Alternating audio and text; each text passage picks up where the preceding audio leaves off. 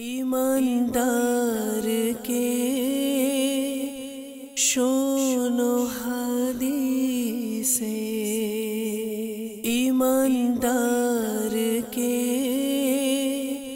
शोनो हदीसे। अल्हम्दुलिल्लाहि रब्बिल आलमीन वस्सलातु वस्सलामु अला सय्यिदिल अंबियाइ वल मुरसलीन। अम्मा बअद फ़अऊज़ु बिल्लाहि मिनश शैतानिर रजीम। बिस्मिल्लाहिर रहमानिर रहीम। अस्सलातु वस्सलामु अलैका या रसूलल्लाह व अला आलिका व अस्हाबिका या हबीबल्लाह। अस्सलातु वस्सलामु अलैका या नबियल्लाह व अला आलिका व अस्हाबिका या नूरल्लाह।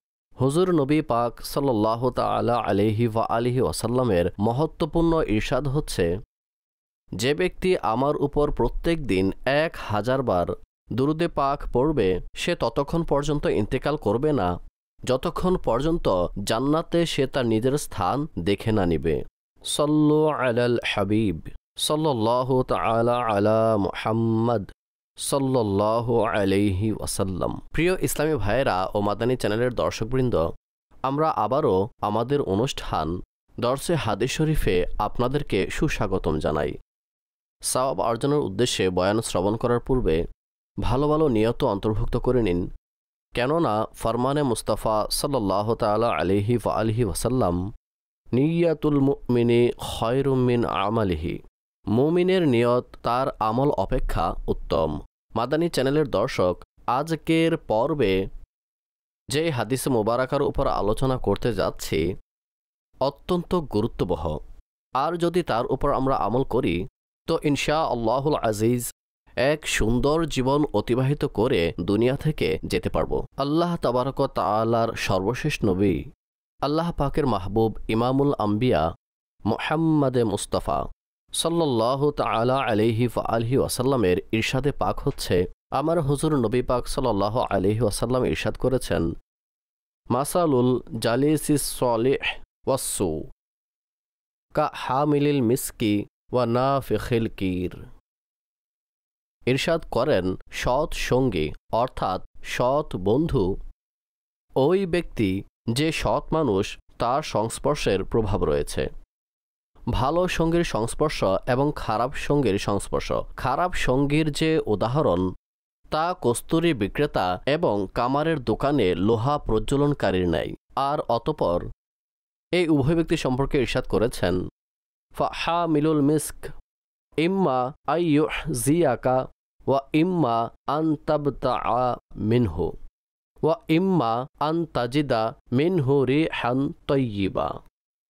ইরশাদ করলেন, যে কস্তুরী উঠিয়ে থাকে হয়তোবা সে ওই সুগন্ধি তোমাকে উপহার দিবে, অর্থাৎ যদি তুমি কস্তুরী বিক্রেতার নিকট বসো, তার সাথে একত্রিত হওয়া, তার সংস্পর্শকে, তার সাথে বসাকে তুমি গ্রহণ করে থাকো, তাহলে হয়তো ওই খুশবু সে তোমাকে উপহার দেবে। ওয়া ইম্মা আন তাবতাআ মিনহু, নতুবা এমনটি হবে তুমি নিজেই তার নিকট থেকে ক্রয় করে নেবে। অনেক সময় এমনটি হয়ে থাকে যে মানুষ কখনো কোনো জায়গায় বসে এবং সেখানে একদম মিশে গিয়ে বসে, তখন তার অন্তরের মধ্যে এই জিনিসটি চলে আসে যে আমি এই জিনিসটি অর্জন করে নেব, এবং তার সাথে আল্লাহর প্রদানকৃত সম্পদ রয়েছে, তখন বান্দা জিনিসটি নিয়ে নেয়। এখন সে এটি পারচেস করে নেবে আর সেটা তার হয়ে যাবে এবং সে তার মালিক হয়ে যাবে। তো ইরশাদ করলেন, উত্তম সঙ্গীর পাশে তুমি বসো, এর উদাহরণ কস্তুরী বিক্রেতা সুগন্ধি বিক্রেতার মতো। সুগন্ধি বিক্রেতার নিকট যখন তুমি বসো, হয়তোবা সে তোমাকে তার সুগন্ধি উপহার দিয়ে দেবে, অথবা কিছু না কিছু সুগন্ধি তোমার কাপড়ে লাগিয়ে দেবে কোনো একটি পাত্রে ঢেলে, অথবা তুমি সেটি ক্রয় করে নেবে। যদি এ দুটির মধ্যে থেকে কোনো একটি না হয় তো বললেন কমপক্ষে তো এটা হবে, ওয়া ইম্মা আন তাজিদা মিনহু রিহান তাইয়্যিবা। সেখানে যখন তুমি বসবে তো তোমার নিকট সেখান থেকে খুশবু তো আসতে থাকবে, এটা তো উপকার রয়েছে। এটা তো উপকার রয়েছে যে তুমি সুগন্ধি নিতে পারছো, তোমার নিকট দুর্গন্ধ আসছে না, আর এখানে তুমি সুগন্ধি পেতে থাকবে। অনাফিখুল কির, আর কামারশালায় যে লোহা গরম করে থাকে বললেন, ইম্মা আইয়ুহরিকা সুয়াবাকা, নতুবা সেটি তোমার কাপড়কে জ্বালিয়ে দেবে, স্ফুলিঙ্গ উঠতে থাকবে আর তোমার কাপড়কে জ্বালিয়ে দেবে। আর অতঃপর ওয়া ইম্মা আনতাজিদা রিহান খাবিসা, অথবা দুর্গন্ধ তুমি সেখানে বসে বসেই পেতে থাকবে।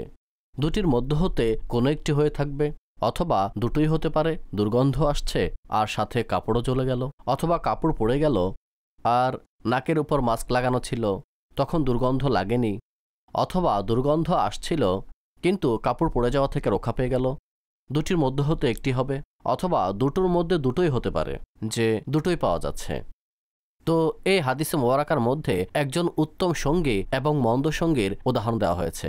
কিছু শব্দের পার্থক্যের সহিত সুনানে আবু দাউদ শরীফের মধ্যে এখানে হাদিস শরীফটি এরূপ রয়েছে। নবী রহমত সাল্লাল্লাহু আলাইহি ওয়াসাল্লাম ইরশাদ করেছেন, ওয়া মাসালুল জালিসিস সালিহ কা মাসালি সাহিবিল মিস্ক, উত্তম সঙ্গীর উদাহরণ খুশবু বিক্রেতাকারীর ন্যায়। ইরশাদ করলেন, যদি তুমি তার থেকে কোনো কিছু ক্রয় নাও করো তাহলে তো কমপক্ষে একটি উত্তম ভালো মানের সুগন্ধি তুমি অনুভব করবে। ওয়া মাসালু জালিসিস সু কা মাসালি সাহিবিল কির ইন লাম ইউসিবকা মিন সাওয়াদিহি আসাবাকা মিন দুখানিহি, যদি তুমি তার কালি থেকে বেঁচেও যাও, তখন বললেন, কিন্তু সেটার ধোয়া তুমি অবশ্যই পাবে। এই হাদিসে মোবারকার মধ্যে নবী পাক সাল্লাল্লাহু আলাইহি ওয়াসাল্লাম উত্তম সঙ্গীর সংস্পর্শের উদাহরণ কস্তুরী বিক্রেতার সঙ্গে করেছেন, আর মন্দ লোকের সংস্পর্শের উদাহরণ লোহার ভাট্টির সাথে দিয়ে একটি যুক্তি নির্ভর বিষয়কে বিশেষত্বের নিকটবর্তী করে দেওয়া হয়েছে। উদাহরণের মাধ্যমে কথাটি খুব সুন্দরভাবে বুঝে এসেছে, আর একেই বলা হয় উদাহরণ, যে একটি দূরের বিষয়কে নিকটবর্তী করে দেয়। যখন উদাহরণ দর্শানো হয় তখন কথা সহজে বুঝে আসে। অনেক কঠিন থেকে কঠিন বিষয় থাকে, কিন্তু শুধুমাত্র একটি উদাহরণ তা সহজ করে ছাত্রদেরকে বুঝিয়ে দেয়। অতঃপর সেটার উপর ভিত্তি করে সে পরবর্তী প্রশ্নটি সমাধান করে নেয়। এটা এমন উদাহরণ যেটার মাধ্যমে সংস্পর্শের প্রভাবকে অনুধাবন করা সহজ হয়ে যায়। যেভাবে সুগন্ধি বিক্রেতার নিকট বসা উপকার আর উপকারী রয়েছে, জি হ্যাঁ, যে মুস্ক বিক্রেতা সুগন্ধি বিক্রেতা হতে পারে সুগন্ধি তোমাকে উপহার দিবে, যদি নাও দেয় সম্ভাবনা রয়েছে তুমি ক্রয় করে নেবে। দুটির মধ্যে কোনো একটি যদি নাও হয়, তারপরও যতক্ষণ তুমি সেখানে বসে থাকবে সুগন্ধি তো আসতেই থাকবে। অনেক সুন্দর উদাহরণ, কথা বুঝে আসার মতো। এমনইভাবে সংস্রব গ্রহণ করার মাধ্যমে মানুষ ভালো এবং কল্যাণের মধ্যে থাকে যখন তার উত্তম সংস্পর্শ নসিব হয়। অন্যদিকে কামারশালায় কামারের নিকট বসার দরুন সরাসরি লোকসান আর লোকসান রয়েছে, কেননা সম্ভাবনা রয়েছে ভাটটি থেকে উড়ে আসা স্ফুলিঙ্গ তার কাপড়কে জ্বালিয়ে দেবে। আর যদি কাপড় সুরক্ষা পেয়েও যায়, তারপরও তার নিকট বসার দরুন ধোয়া তো আসবেই। এমনিভাবে ভালো ও মন্দ সংস্পর্শ গ্রহণ করার বিষয়টিও। কোনো শায়ের বলেছেন, চঙ্গে বন্দে দি সোহবত ইয়ারো জিবে দুকান আত্তারা সৌদা ভাবে মূল্য ন লইয়ে হুল্লে অন হাজারা, বুরে বন্দে দি সোহবত ইয়ারো জিবে দুকান লোহারা, কপড়ে ভাবে কুঞ্জ কুঞ্জ বইয়ে চিহ্না অন হাজারা। সুতরাং এমনিভাবে ভালো আর মন্দ সংস্পর্শ গ্রহণ করার বিষয়টি। ভালো লোকদের বৈঠক, নেক লোকদের সাথে বসা, নেক লোকদের সংস্পর্শ গ্রহণ করার ফলে মানুষের সর্বদাই কল্যাণ হতে থাকে। আর মন্দ লোকদের সাথে বন্ধুত্ব, তাদের সংস্রবে থাকা অথবা তাদের সাথে মেশা, উঠা বসা করা, তাদের সাথে চলাফেরা করার কারণে সব সময় লোকসান হওয়ার সম্ভাবনা রয়েছে। বিখ্যাত মুফাসসির হাকিমুল উম্মত মুফতি আহমদ ইয়ার খান নঈমি আলাইহি রহমতুল্লাহিল মান্নান বলেন, সুবহানাল্লাহ, কত পবিত্র উদাহরণ, যেটির মাধ্যমে আমাদেরকে বোঝানো হয়েছে যে মন্দ লোকের সংস্পর্শ ক্ষতি সাধন করে আর ভালো লোকের সংস্পর্শ কখনো ক্ষতির কারণ হয় না। দর্শকবৃন্দ, ইতিহাসের আয়নার পাতায় যদি আপনি অবলোকন করেন তাহলে এই বিষয়টি আমাদের পরিলক্ষিত হয় যে পূর্বেকার সময়ের লোকেরা আলেম ওলামাদের সাথে উঠা বসা করাকে পছন্দ করতেন এবং তাদের সান্নিধ্য গ্রহণ করাকে সৌভাগ্য মনে করতেন। অতঃপর উত্তম সংস্পর্শের বরকত যা অনন্য ছিল তাও তারা অর্জন করত। এমনকি ইতিহাসের মধ্যে আপনি এমন এমন ঘটনা খুঁজে পাবেন, এমনকি প্রভাবশালীরা আলেম ওলামাদের নৈকট্য অর্জন করতেন। যখন সফরে যেত তখন তাদেরকে সাথে নিতেন।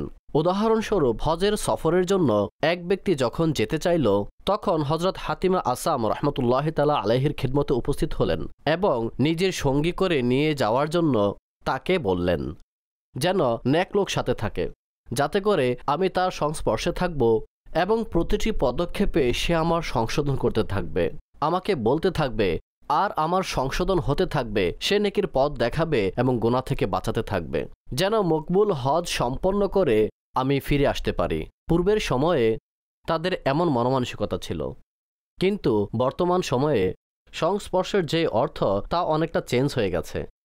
এখন লোকেরা মোবাইলে, টেলিভিশনে লিপ্ত থাকে। বর্তমানে লোকেরা এগুলোর মধ্যেই লিপ্ত থাকে। চ্যাটিং করবে, ফেসবুকের মাধ্যমে নিজের সময়কে নষ্ট করে দিবে।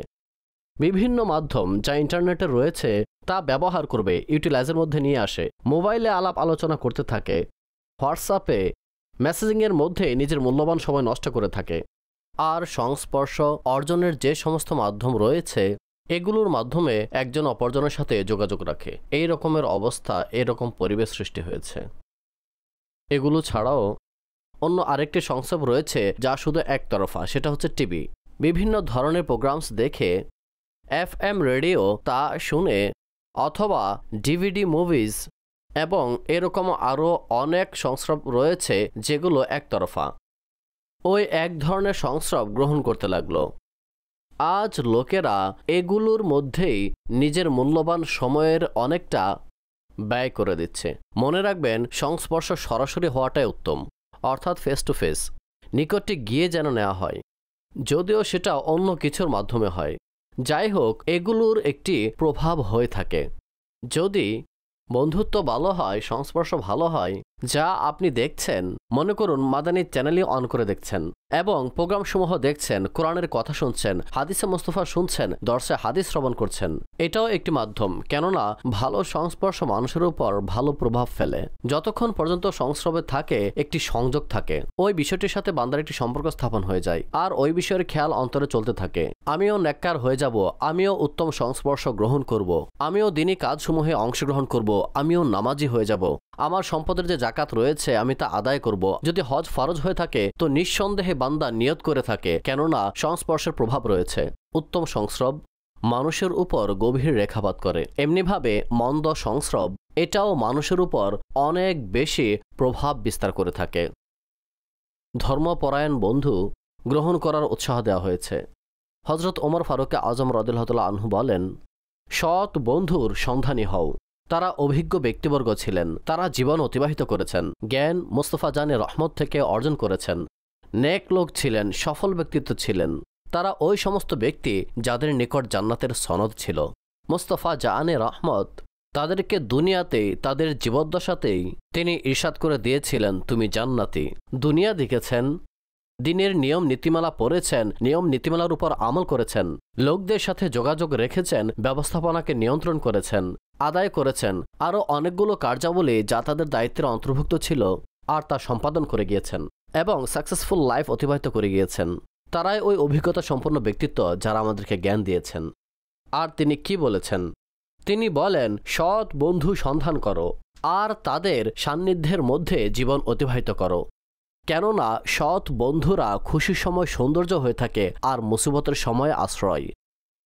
আর কোনো গুনাহগারের সংস্পর্শ গ্রহণ করো না, কেননা তার মাধ্যমে তুমি গুনাহ করা শিখে যাবে। যে সৎ বন্ধু হয়ে থাকে, খুশির সময় সে সৌন্দর্য হয়ে থাকে, তোমার সাথে অংশগ্রহণ করে, তোমাকে মোবারকবাদ জানিয়ে থাকে, হিংসা করে না, তার জেলাসি ফিল হয় না, সে তোমার সাথে মিলে তোমার খুশিকে উদযাপন করে থাকে। বৈধতার সীমানায় থেকে, শরীয়তের মধ্যে থেকে তোমার ভেতরে এই অনুভূতি জাগিয়ে তোলে যে সত্যি এটা খুশির সময়।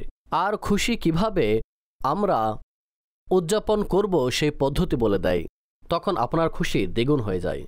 আর যখন বিপদ চলে আসে তখন সে আশ্রয় হয়ে যায়, যখন প্রয়োজন হয় তখন সে সাহায্য করে, বিপদের সময়ে সে আশ্রয়ের মাধ্যম হয়ে সামনে চলে আসে।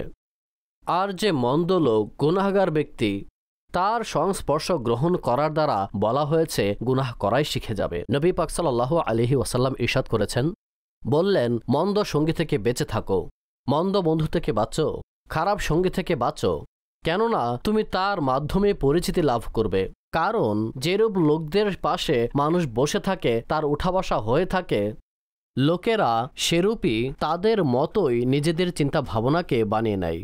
মাদানী চ্যানেলের দর্শক, এমন কি হয় না আমরাও সমাজে বসবাস করি, জীবন অতিবাহিত করি, যে লোক ভালো লোকদের নিকট আসা যাওয়া করতে থাকে, নামাজি, পরহেজগার, তার সম্পর্কে লোকদের যে কমেন্টস, যে মন্তব্য হয়ে থাকে, তাও ভালো হয়ে থাকে।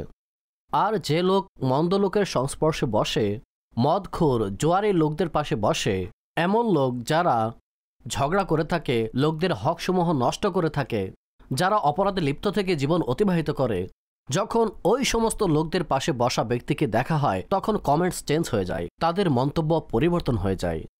তখন লোকেরা তদ্রূপই মনে করতে থাকে, যেরূপ বান্দার সংস্পর্শ হয়ে থাকে। মুসনাদে ইমাম আহমদ বিন হাম্বলে নবী রহমত সাল্লাল্লাহু আলাইহি ওয়াসাল্লামের একটি হাদিস মুবারাকা এরূপ রয়েছে, মানুষ তার বন্ধুর দিন এবং তার পদ্ধতির উপরে হয়ে থাকে, অর্থাৎ তার তরতরিকা অনুসরণ করে থাকে। বললেন, সুতরাং জরুরি হচ্ছে যে সে দেখবে তার বন্ধুত্ব কার সাথে, তা দেখতে হবে। সন্তানের বিয়ের বিষয় হলে তখন কি আমরা দেখি না যে আমরা তার উঠা বসা করার যে লোক রয়েছে, যেখানে সে বসে, যাদের সাথে তার উঠা বসা, যাদের সাথে তার সংযোগ, সে কি তাদের বিষয়ে খবরাখবর নেয় না? আশেপাশে যারা থাকে তাদের নিকট জিজ্ঞেস করে না? সে কি তদন্ত করে না যেন এমন না হয়ে যায় কোনো মন্দ লোকের সংস্পর্শে পড়ে যায়? এমন যেন না হয় পরবর্তীতে অনুশোচনা করতে হয়, আর যেন বলতে না হয় আব পস্তাবে ক্যা হুয়াত জব চিড়িয়া চুগ গায়ে ক্ষেত। এখনই সময়, যতক্ষণ পর্যন্ত সম্পর্ক হয়নি, তদন্ত করে থাকে, তাদের সম্পর্কে জানার জন্য আসা যাওয়া করতে থাকে, বংশ মর্যাদা দেখে থাকে, তাদের আচার আচরণ কিরূপ, তাদের সংস্পর্শ কিরূপ, সেই সম্পর্কে খবর নিয়ে থাকে। মানুষ তার বন্ধুর মাধ্যমে পরিচিতি লাভ করে থাকে। এই জন্য আমাদেরকে চিন্তা ভাবনা করতে হবে। ইরশাদ করেন, বান্দার জন্য আবশ্যক হচ্ছে যেন সে দেখে কার সাথে সে বন্ধুত্ব স্থাপন করছে, তার উঠা বসা, তার চলাফেরা, তার সংস্পর্শ কাদের সাথে রয়েছে। মাওলানা জালালউদ্দিন রুমি রহমতুল্লাহ তাআলা আলাই তিনি বলেন, ভালো লোকের সংস্পর্শ তোমাকে ভালো বানিয়ে দিবে, আর মন্দ লোকের সংস্পর্শ তোমাকে মন্দ বানিয়ে দিবে। এই সকল আলোচনা থেকে, সকল হাদিসসমূহ থেকে এই বিষয়টি দিবালোকের ন্যায় স্পষ্ট হয়ে যায় যে মানুষকে তার জীবদ্দশায় উত্তম বন্ধুত্ব গ্রহণ করা উচিত, যে দিনদার হবে আর তার সংস্পর্শের মাধ্যমে আল্লাহ তাআলার শরণ আসবে। যদি গুনাহের দিকে ধাবিত হতে দেখে তাহলে তাকে সংশোধন করবে, সে গুনাহ থেকে বাধা প্রদানকারী হবে, এমন সময় সে সঙ্গ প্রদানকারী হবে। যখন বিপদ চলে আসে তখন কাঁধের সাথে কাঁধ মিলিয়ে তার সঙ্গ দেয়। যখন সে গুনাহের প্রতি ধাবিত হয় তখন যেন গুনাহের দিকে উৎসাহ প্রদানকারী না হয়, গুনাহের প্রতি যেন অ্যাপ্রিসিয়েটকারী না হয়, বরং ওই গুনাহের প্রতি ঘৃণা পোষণ করে গুনাহ থেকে বাধা প্রদানকারী হবে। জি হ্যাঁ মাদানী চ্যানেলের দর্শক, আর যেখানে দ্বীন ইসলামের তামাশা বানানো হয়, কোরআনের বিরুদ্ধে কথা বলা হচ্ছে, আল্লাহ ও তার রসুল অথবা দ্বীনের অন্যান্য গুরুত্বপূর্ণ বিষয়ের উপর এমন কথাবার্তা যেখানে ঠাট্টা তামাশার বিষয়টি দৃষ্টিগোচর হয়। কিছু আসর এমন হয়ে থাকে, মাদানী চ্যানেলের দর্শক বিষয়টি আপনারাও জানেন, অনেক বাচাল লোক থাকে, যা কিছু মনে আসে যার তার বিরুদ্ধে কথাবার্তা বলে দেয়, আল্লাহর ব্যাপারে মাআযাল্লাহ অভিযোগ অনুযোগ করতে থাকে, তর্ক বিতর্ক করতে থাকে। আল্লাহ আমাদের সবাইকে হেফাজত করুক। এটা তো কুফর হয়ে যায়। আল্লাহ তাআলার বিষয় আপত্তি করা, যাচাই বাছাই করে থাকে, আর বলার ক্ষেত্রে একটুও দ্বিধাবোধ করে না। এমন সংস্পর্শ থেকে যেখানে দ্বীনের বিষয় নিয়ে তামাশা করা হয়, কোরআনকে নিয়ে তামাশা করা হয়, যেখানে আল্লাহর ওলিদেরকে নিয়ে তামাশা করা হয়, ওই সকল লোকদের না আলোচনা শ্রবণ করা যাবে, না তাদের পাশে বসা যাবে। সাহাবায়ে কেরামের তামাশা করা হয়, আহলে বায়াতের পবিত্রতাকে অস্বীকার করা হয়, বা দ্বীনের উপর, কোরআনের উপর আঙ্গুল উঠিয়ে থাকে, তো মাআযাল্লাহ এমন ব্যক্তি যে এগুলোর বিরুদ্ধে কথাবার্তা বলে, যার দ্বারা দ্বীনের তামাশা বোঝা যায়, এমন লোকদের পাশে বসা শরীয়ত অকাট্যভাবে নিষেধ করে দেয়। আল্লাহ তাবারক ওয়া তাআলা কোরআনে মাজিদ ফুরকান হামিদে ইরশাদ করেন, ওয়াকাদ নাজ্জালা আলাইকুম ফিল কিতাব আন ইযা সামি'তুম আয়াতিল্লাহি ইউকফারু বিহা ওয়া ইউস্তাহজাউ বিহা ফালা তাকউদু মাআহুম হাত্তা ইয়াখুদু ফি হাদিসিন গায়রিহি ইন্নাকুম ইযাম মিসলুহুম। ইন্নাল্লাহা জামিউল মুনাফিকিনা ওয়াল কাফিরিনা ফি জাহান্নামা জামিআ। ইরশাদ করেন, অবশ্যই আল্লাহ তাআলা তোমাদের উপর কিতাবে নাজিল করে দিয়েছেন যে যখন তোমরা আল্লাহ তাআলার আয়াত শ্রবণ করবে যে সেগুলোর অস্বীকার করা হচ্ছে আর সেগুলোকে হাসির জিনিস বানানো হচ্ছে, তামাশা করা হচ্ছে, ঠাট্টা করা হচ্ছে মাআযাল্লাহ, তো ইরশাদ করলেন ওইসব লোকদের সাথে বসবে না। ফালা তাকউদু মাআহুম, তো ওই লোকদের সাথে বসবে না যতক্ষণ না পর্যন্ত তারা অন্য কোনো কথাবার্তায় মশগুল হয়ে যায়। হাত্তা ইয়াখুদু ফি হাদিসিন গায়রিহ, আর যদি এমন না করে, সেখান থেকে না ওঠে, তখন বললেন কি হবে? ইন্নাকুম ইযাম মিসলুহুম, তা না হলে তোমরাও তাদেরই মতো। আর অবশ্যই আল্লাহ মুনাফিক এবং কাফিরদের তাদের সবাইকে জাহান্নামে একসাথে রাখবে। মাদানী চ্যানেলের দর্শক, এই আয়াত মুবারাকা থেকে প্রত্যেকটি জিনিস দেবালো করে নেয় স্পষ্ট। যে সমস্ত লোক আল্লাহ তাআলার স্পষ্ট নিদর্শনসমূহ আয়াতকে অস্বীকার করে, মশকরা করে, যখন সে এই মন্দ কাজের মধ্যে, এই নোংরা কাজের মধ্যে, দিনের ঠাট্টা মশকরার মধ্যে মশগুল থাকে, লেগে থাকে, তো বলা হয়েছে তাদের সাথে বসো না। যদিও তারা সোশ্যাল মিডিয়ায় থাকে, টিভির মধ্যে প্রোগ্রাম করে, যে কোনো ব্যক্তি হোক, এনিওয়ান, XYZ, যে কেউ হোক, যখন সে বয়ান করে এবং দিনকে নিয়ে ঠাট্টা করে, আল্লাহ তাআলার সুস্পষ্ট আয়াতসমূহকে অস্বীকার করে, মানুষের উচিত তৎক্ষণাৎ তার সংস্পর্শ ত্যাগ করা। বরং জ্ঞান অর্জন করার পূর্বে দেখা উচিত কার নিকট থেকে শিখছে, যে তার নিকট থেকে শেখা জায়েজ নাকি জায়েজ নয়। তাদের থেকে শিখুন যাদের নিকট থেকে শেখার হুকুম রয়েছে।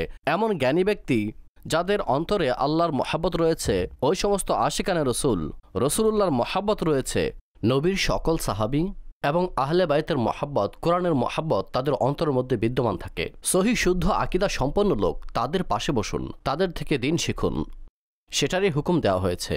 আর ওই সকল লোক যারা দিনকে নিয়ে ঠাট্টা করে, তাদের পাশে বসার কোনো অনুমতি নেই, বরঞ্চ সেখান থেকে উঠে যাওয়ার হুকুম দেওয়া হয়েছে। একটু চিন্তা করুন, কেনই বা উঠব না? যখন মা বাবার বিরুদ্ধে কথা হয়, তখন তৎক্ষণাৎ আমরা রাগে জ্বলে উঠি, এমনকি বিষয়টি দূর পর্যন্ত গড়িয়ে যায়।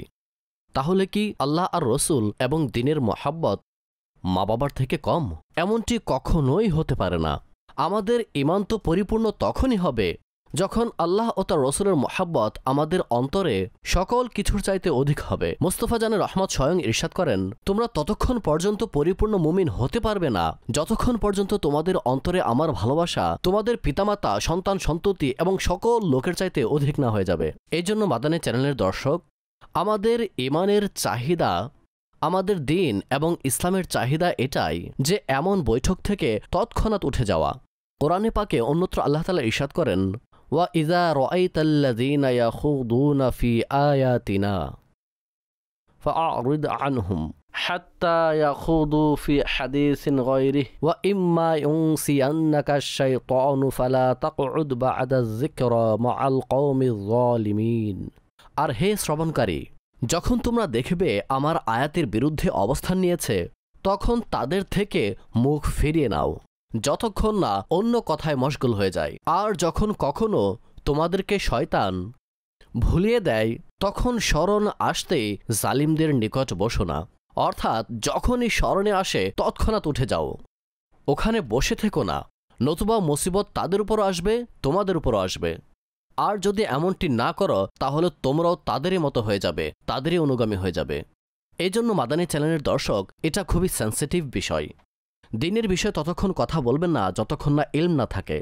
আর যে ইলম ব্যতীত এরূপ করে তাদের নিকট বসবেন না, বরং নিষেধ করা উচিত, মন্দ বিষয়ে বাধা দেওয়া উচিত। এই জন্যই আমাদেরকে বলা হয়েছে, যখন কাউকে মন্দ কথা বলতে শুনবে, যদি সম্ভব হয় তো হাত দিয়ে বাধা দাও, সামর্থ্য না হলে মুখ দিয়ে বাধা দাও, তাও সম্ভব না হলে অন্তর্ঘৃণা করো। ওয়াযালিকা দুআফুল ঈমান। আর এটা ঈমানের দুর্বল অবস্থা। ভালো সংস্পর্শ মানুষকে ভালো বানিয়ে দেয়। সব সময় উত্তম সংস্পর্শ অবলম্বন করুন। আলহামদুলিল্লাহ, দাওয়াত ইসলামের মাদানী পরিবেশ কত উত্তম সংস্পর্শ, যাদের সংস্পর্শে আসলে ইশকে মোস্তফা বৃদ্ধি পায়। নবীর পরিবারের মহাব্বত, আহলে বায়াতের প্রতি মহাব্বত, সাহাবায়ে কেরামের প্রতি মহাব্বত, আর নবী পাক তার বরকতে, তার ভালোবাসায় কোরআনের মহাব্বত, আল্লাহ তাআলার ভালোবাসা সৃষ্টি হয়। এমন পরিবেশ অবলম্বন করুন যেখানে বসার মাধ্যমে আপনি ভালো হতে পারবেন এবং লোকদেরকে ভালো বানাতে পারবেন। আল্লাহ করিম আমাদের সবাইকে এই কথাগুলোর উপর আমল করার তৌফিক দান করুন। আমিন বিজাহিন নবীল আমিন সাল্লাল্লাহু তাআলা আলাইহি ওয়া আলিহি ওয়া আসহাবিহি ওয়া বারিক ওয়া সাল্লিম। ईमानदार के